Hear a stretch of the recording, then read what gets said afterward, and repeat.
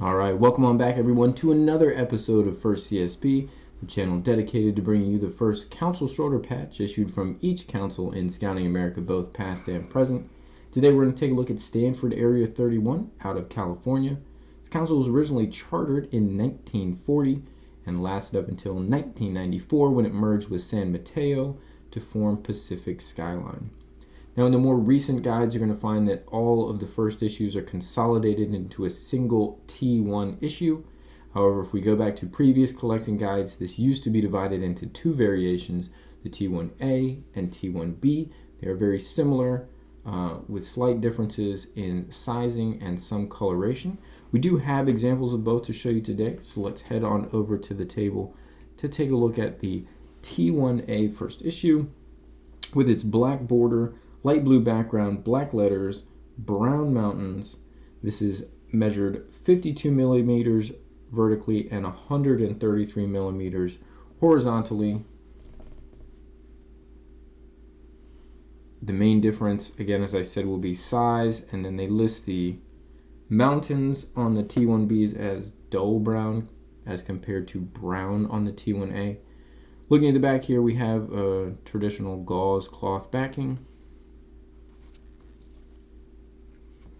And when we look at the two patches head-to-head, T1A and T1B, we are going to see some noticeable differences.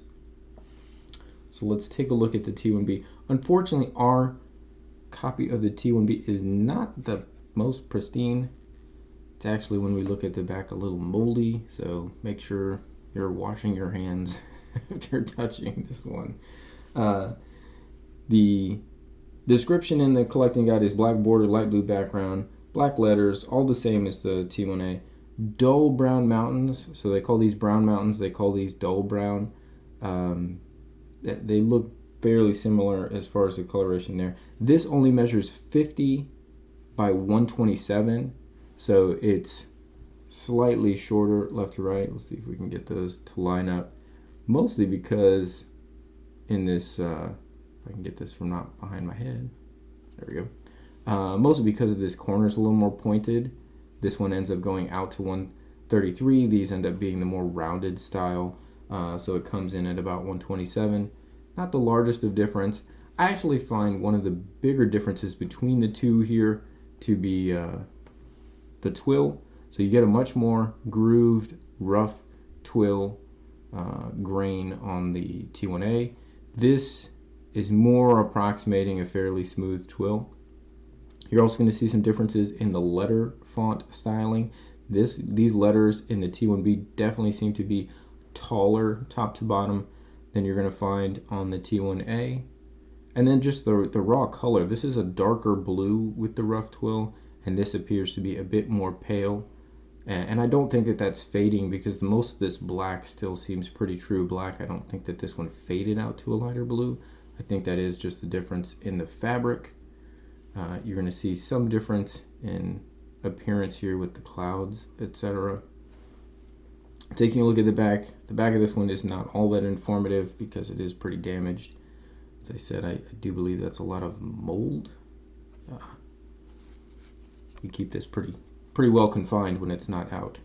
But those are at least comparative examples adjacent to one another of the T1A and the T1B. Again, if you look at more recent guides, those are all just going to be consolidated to T1. Again, the differences are fairly minor. So those are the first issues there for Stanford Area 31. Hope you guys have enjoyed this episode. Again, we have new episodes out every single day. We hope to see you back here tomorrow for the next one. Remember, you can also always catch our back issues, anything you've missed. Go back and rewatch your favorites 24/7 on the channel at your convenience. If you're enjoying the content, please feel free to share this with others. Give the video a thumbs up, like, and subscribe if you haven't. We would love to have you along as a part of our community. Again, if you know more information about the councils or specific CSP issues that we take a look at, feel free to drop it in the comments. We have a lot of people that contribute on our videos. If you haven't read through comments in the past, I highly recommend it. You can always find some great additional information beyond what we know and present in the videos themselves, and it's a great way for us to preserve this history as scouting continues. with that, hope you guys have a great rest of your day, and we will catch you on the next episode.